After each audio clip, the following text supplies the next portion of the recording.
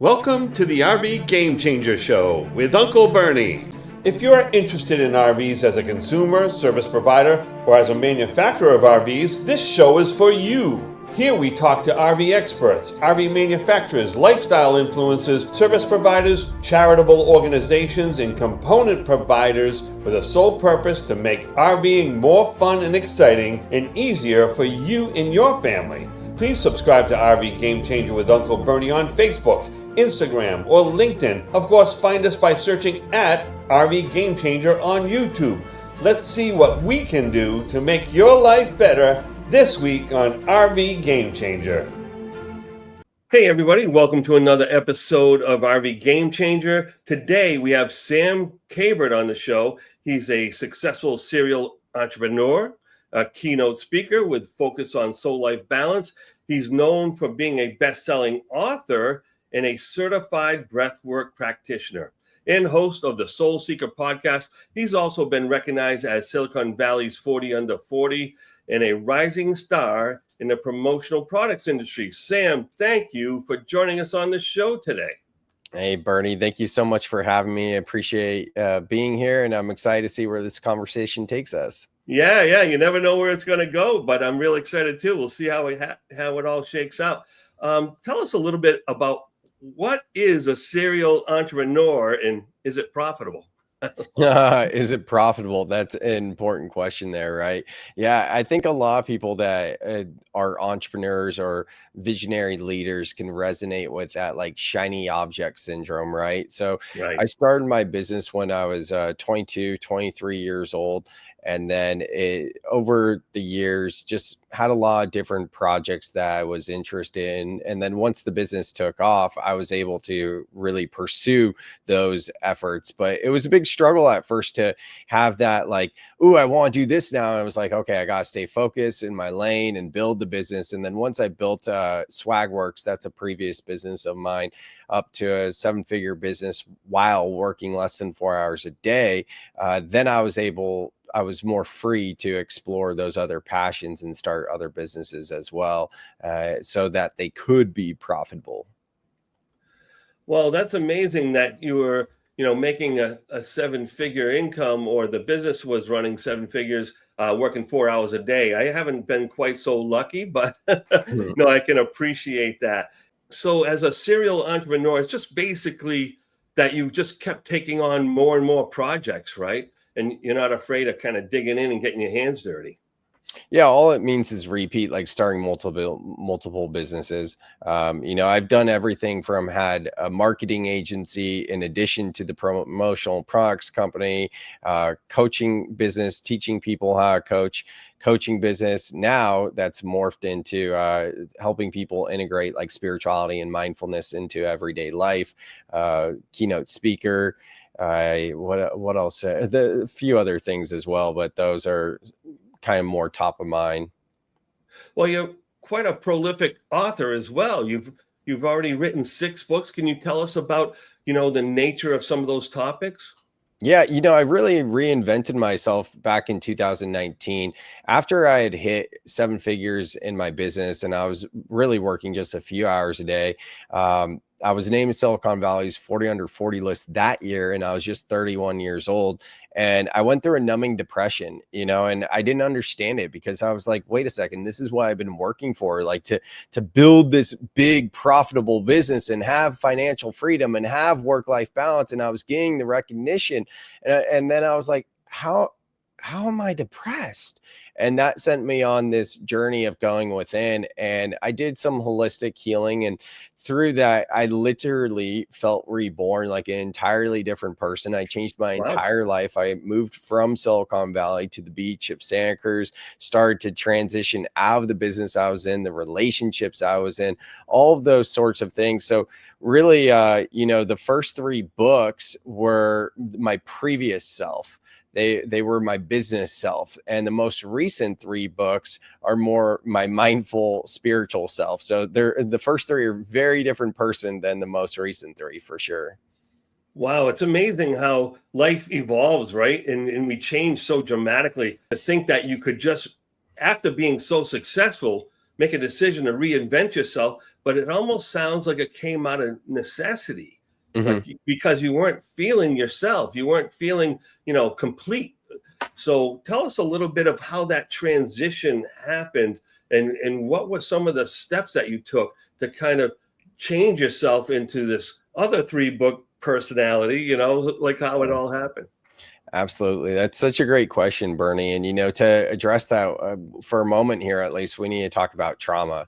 And one of my favorite quotes is from Dr. Gabor Mate. And he says, trauma is not what happened to you, but what happened inside of you as a result of what happened to you. And I love that quote so much. And I think it's really important that we don't compare our trauma, because we all experience trauma. Every single person on this planet has experienced trauma, even if it was just the birthing process, right? And we can compare trauma in 2 ways. One, we can discount our trauma, being like, oh, I don't really have trauma because I know people that have it worse than me. And that's what I was doing my whole life. And then the other side, we identify as a traumatized person and get into that victim mentality, that victim consciousness of poor me, why me, right? So both sides, we can't compare our trauma.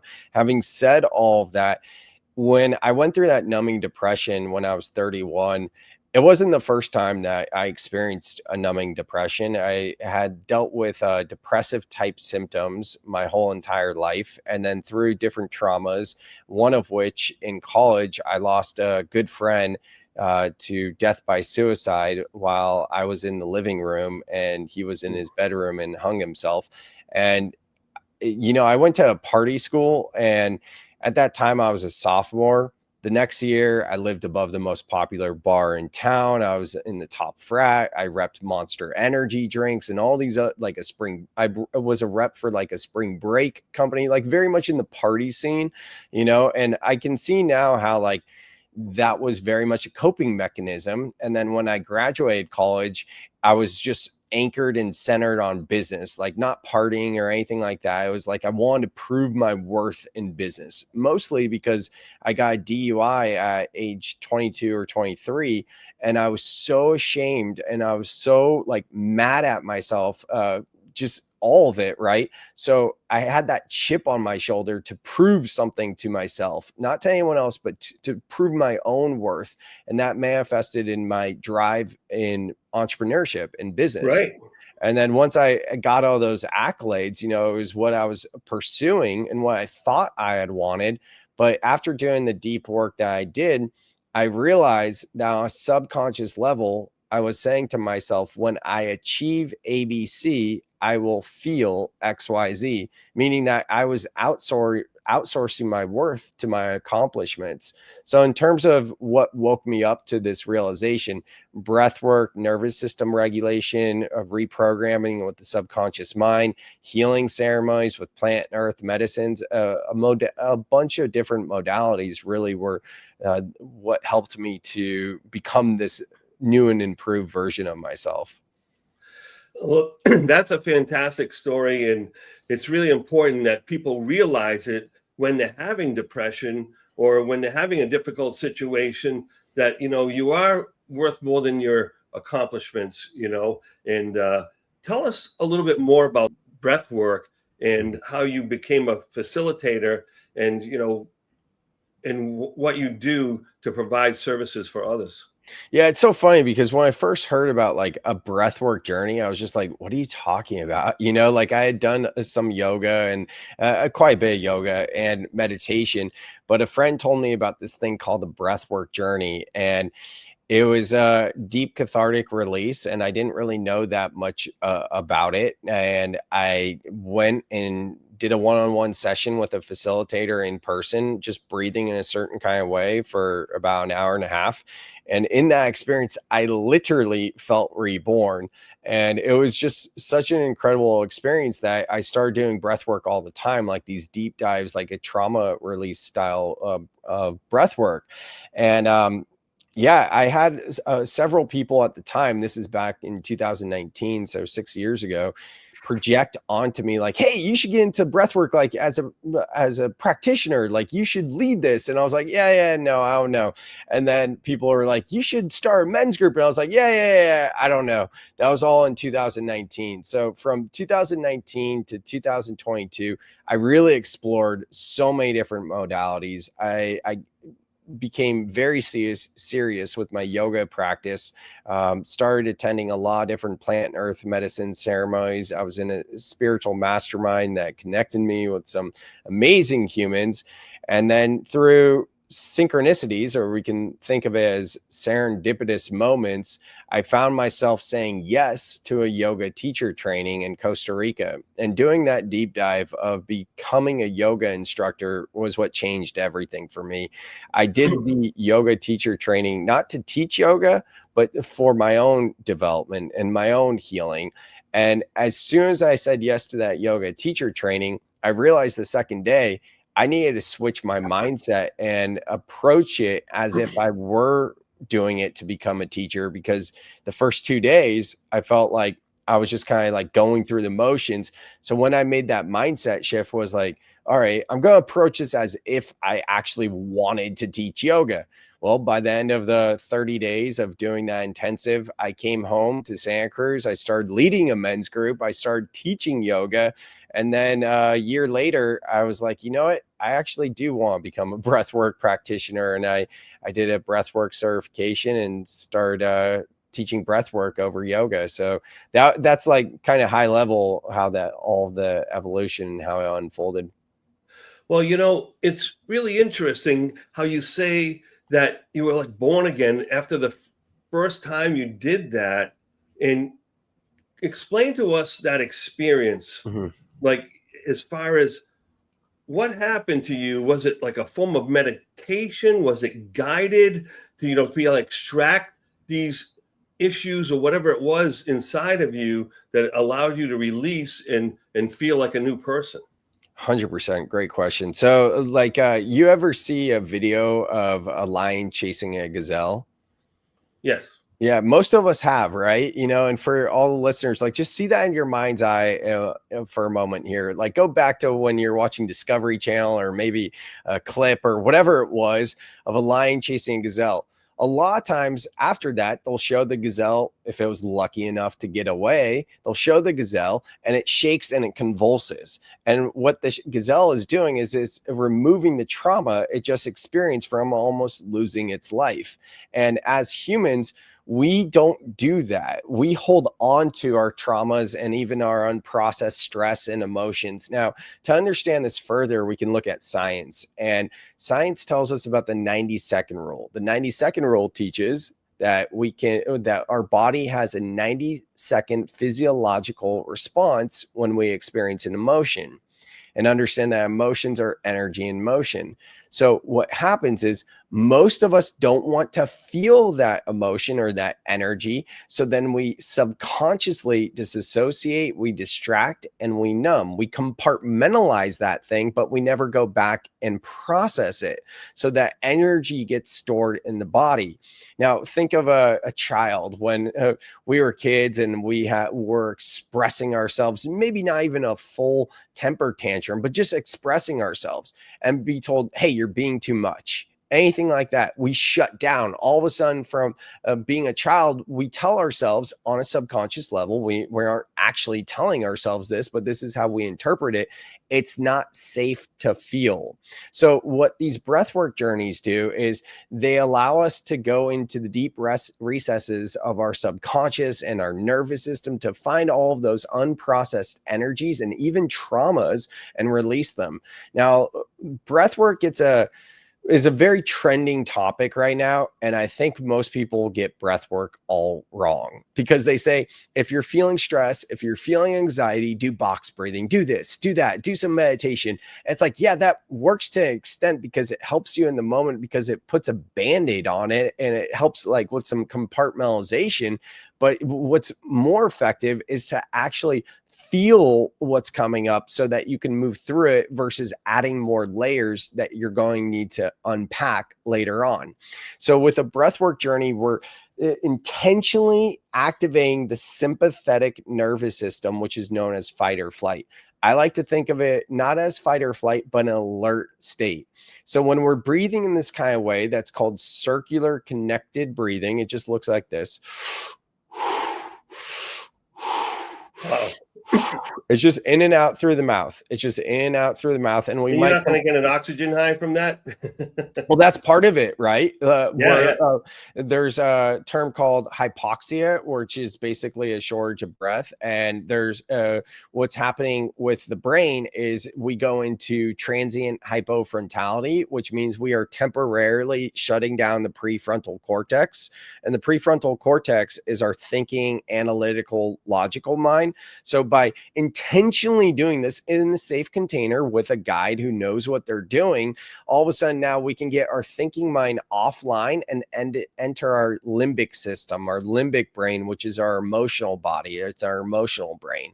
And by doing that, now we're just like kind of like going offline. It's a nice little nap for the ego, you might say. Yeah, disconnecting basically from all your thoughts and other people's opinions or whatever it may be.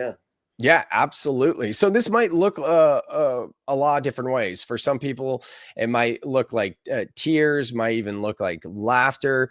For me, a lot of times it's vibrating, and that goes back to the gazelle story of the gazelle shaking. It's more vibrating, right? So when we're in breath work and we're doing this deep kind of release, if you have an experience where you're not shaking, but you're vibrating, what your body is doing is it's releasing all of those stored energies and traumas. It's getting it out of the system. And oddly enough, it actually feels good after you've done it a few times. The first time I did it, I was because what is time in a situation like that? I don't know. Plus, it was 6 years ago, but it was probably 30 minutes into the breathing exercise, and all of a sudden, I came back into my body. I don't know where I was, but I was just gone, right? And my whole body was just vibrating, and I was panicking. I thought I was having a seizure, and I thought I was going to die. It was the first time I ever experienced anything like this at all. And I heard the facilitator's voice very calmly, just cueing me to connect to my breath, reminding me that I'm safe, all of that. And I had heard of this concept of like surrender, and I didn't know what it meant. Like as a man too, I think our conditioning and programming is like, I don't want to surrender, like white flag, like quit, give up. I don't want to do that, right? But I learned that surrender is not about quitting. It's not about giving up. It's about letting go of resistance more than anything. So I softened into those vibrations. I reconnected with deeper breaths.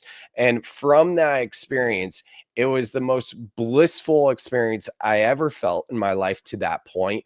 And from there, I turned all of that numbing depression and everything else into just understanding, gratitude, and dare I say, even happiness and joy.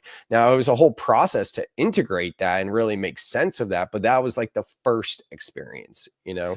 Yeah, let me dig a little in a different direction here. Now, while you were in that process, were you reliving these emotional times, or was it coming out strictly as pure energy? For me, it was pure energy. For some Yeah, people, you may be reliving it, you may have memories, but it's not in a sense of reliving it. Like, have you heard of ayahuasca?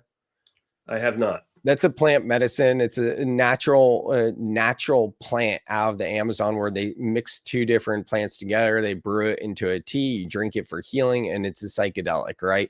It stems from Peru and other parts of the earth as well. But anyways, if you were to do like say something like that, you may have to relive it multiple times and see it from different angles. Most of the time with a breathwork journey, it might come up, but it's not going to be like one of those things where you would quote unquote relive it.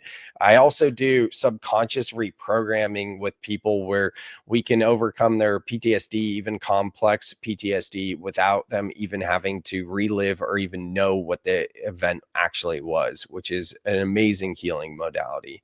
So yeah, it's like a venting of this negative energy that's in your body. Mm-hmm. So that's amazing. That You know, and I hope you don't mind, I'm going to tie this into the RVers, the friends that watch this show. You know, a lot of people that go RVing is because they're trying to escape all the stress that they've had in their lives. And if you're around my age, you know, you've had a whole lifetime of it, right? And then, but for some, they could be much younger. You know, they could be in their 20s, 30s, 40s, and things like that, where, you know, they have very stressful lives, and they're trying to get out there and enjoy nature. And I'm wondering if an RVer who's already doing a pretty good job of trying to decompress, but still probably carries a lot of baggage with them, if they blended this technique along with going camping or doing it outside, right? And you know, doing it by a campfire, and all you have is the crackling of the campfire and your breath. I imagine the benefits would be astounding. Yeah, absolutely. You know, like a breathwork journey that we've been talking about up to this point, that's a cathartic release. That's a really, really deep dive, you know. But I teach everyday practical breathwork exercises that people can do in as little as 2 minutes, 5 minutes, or maybe 10 to 20 minutes, where it's processing the everyday stuff and it's just accessing more clarity. So those exercises would be better suited because they're more accessible. You can do them on your own. And yeah, but even just taking 3 deep breaths. I mean, how often do we just take 3 deep breaths? What I teach a lot of people is like, when you wake up in the morning, take 3 deep breaths, like big breaths, and then say, how do I feel? And then say, what do I want to experience today? And it's the same thing when we're out in nature and we're RVing. Like if you're outdoors, if you're with your RV out in nature, like wake up in the morning, have your cowboy coffee, whatever it is, and take 3 deep breaths, watch the sunrise. And when the sun sets, go outside and just do this again and take 3 deep breaths. It can be that simple. No, it's amazing, you know, what outdoor fresh air, you know, early sunlight. You know, I've kind of learned a little bit about the effects on the body, on the emotions, on the chemical processes within your body, and I'm sure this just magnifies any positive thing that you're doing to yourself. And imagine adding all that extra oxygen, and for a moment being selfish about your intentions for that day.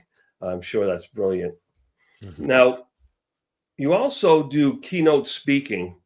And is it directly related to the breath work, or do you do it on different topics as well? Yeah, I have a few different topics. One of them is a message of soul life balance rather than work life balance, where we prioritize our mental and emotional health first and foremost and recategorize work as part of life. And then the other side is nervous system regulation stacked with breath work, or nervous system regulation through breath work stacked with subconscious reprogramming. Because a lot of times people either focus on mental health, or they focus on nervous system regulation, which is emotional health. And it's great that we're like talking about mental health more with less stigma now. But I believe the next wave that's really coming is emotional health, because we're missing it if we're only focusing on mental health. And the reason is, anytime we experience a thought, then that thought sends a signal to the body. Thoughts are the language of the mind, and feelings are language of the body. Thoughts equate to mental health, and feelings equate to emotional health. So we really need to prioritize both. So most of the topics I speak on, whether it's working conference, doing a keynote or workshop, like a leadership development, or even one-on-one or group coaching, any of it at all is related to both mental and emotional health. It sounds as though that you get into forms of guided meditation. Can you elaborate on that a little bit? 100%. So I have a free breath club community. Every single Wednesday we meet on Zoom, and I lead guided sessions for about 30 minutes. And there's an online community. It's just called Breath Club. And the keynotes, typically for a keynote, because like when you're the main presenter at a conference, like everyone's attending and they're not necessarily like choosing to attend, right?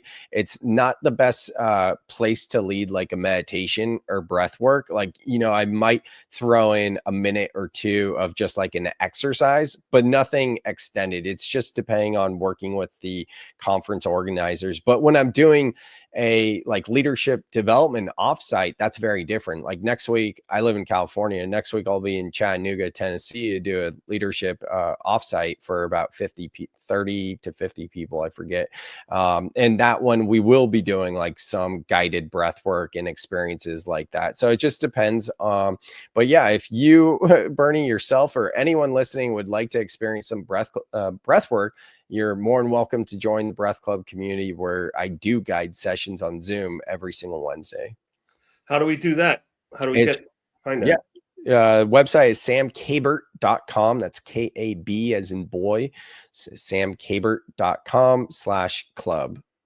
That's magnificent. So look for that, folks. I think it's really important. And it might be something, if you find that your family situation is stressed, but you still have a good bond with them, it might be something that you would want to share with your loved ones as well, and it doesn't sound like you get into picking whose fault everything is or whatever like that. You're just really trying to get rid of this negative energy so you can get on with your life. It's amazing when you do have those times of release, and you can say, hey, I don't need to let that bother me anymore. It's not something that I need to carry with me any longer. It's a waste of energy. And I think people do waste a lot of energy with just carrying around these little feelings that you have, that things that have happened to you many years ago. This is kind of cliche in personal development circles. A lot of people say this, things don't happen to you, they happen for you. But Right. The reframe I like is things don't happen to you, they happen with you. And the reason Right. is, when we say things happen to you, it's obviously victim mentality, where it's like there's this outside force and I'm just cursed. And saying things happen for you is like, oh, there's this outside force and it's like doing good things for my highest and best good. Yet when we make the leap to things don't happen for you, they happen with you, all of a sudden we're taking ownership there and accountability and being like, I am a co-creator of my reality. And it's not about just waiting, wishing, and hoping that this outside force is lining everything up. Like, what am I actively doing? So I think it's really important anyway that we can like take ownership. To your point earlier about not blaming someone else, that is true. We can't blame someone else, but we also have to realize, like, hey, if there is someone to blame, that person is me. And once we get there, it's like, okay, release any shame, guilt. Just, we built the awareness, like, hey, it's only really me. It's not ever about the other person or the outside situation. Now that I understand that, what can I do about that? And that's where I help people. Right. And it's not so much what people do, it's your response to it, right? Mm-hmm. And the longer you hold on to that, you're only creating your own problem at that point. So I appreciate everything that you're saying here today. Is there any other, being a serial entrepreneur, any other projects you're working on right now? Right now, I'm focused on Breath Club. That's the free community. I have Breath School, which is 3 breathwork sessions a week. And then also the Pattern Portal, which is one-on-one coaching. There's always something, right? But just to keep it simple for listeners, like the best thing you can do if this is resonating with you, join the Breath Club. Like I mentioned, it's totally free. We get a lot of people calling in on Zoom, actually being outside. I was just talking with someone yesterday that she's like, hey, I'm going to be in Europe for 3 or 4 weeks, but I hope I can hop on to one of the breathwork sessions, from Europe. And it's just kind of one of those things, if you're out there in the RV and you're just like chilling, passing by time, and you want to be guided through some breathwork, hop on from Zoom if you got Wi-Fi out there, So Right, yeah. right, absolutely. And as far as back again to the RVer, it's like we're already taking a chance in doing the right thing for our family, our loved ones, and trying to relax and trying to enjoy nature and trying to be part of a different thing than our everyday mundane lives, right? So this is another way to take it to a whole other level of kind of cleaning out that negative energy. I can't imagine how in some folks it really improves their productivity, their relationships, everything, right? Yeah, I mean, even taking it to sports, like Steph Curry, arguably one of the greatest of all time in his sport, basketball. Yeah, yeah. When he was interviewed asking, what do you attribute to your success? Quote unquote, he said, honestly, breathing. And he's able to lower his heart rate to 80 beats per minute within a 90-second timeout from 150, or maybe it's 180. I got to fact check that, but it's well documented. And so there you go. Stamina, endurance, performance, like mental clarity, all of these things. I talk so much about like feelings, emotions, and trauma and things like that. But it also is really good on the other side once you get through that to have more vitality and energy. That's amazing. So thank you so much for being on the RV Game Changer. I can't wait to share this with everybody. It's been a pleasure having you on today. Yeah, it's been fun. Thanks, Bernie. And that wraps up another episode of RV Game Changer. If you're feeling inspired to breathe a little deeper and take life's journey at a different pace, make sure to reach out to Sam Kabert. And remember to follow RV Game Changer for more fascinating interviews just like this one. And until next time, keep those wheels rolling and adventures unfolding. Thanks a lot, Sam. Have a great day. Thanks, Bernie. Today's episode of RV Game Changer is brought to you by RVing Today TV. If you're looking for RV Game Changer or anything to do with RVing and camping, you'll bet you'll find it on RVing Today TV. Visit rvingtoday.tv, where you'll find a list of stations and networks carrying their shows, along with additional stories, news, and contests. To get a hold of me, go to RV Game Changer on YouTube, Facebook, Instagram, or LinkedIn. Have a great day and God bless.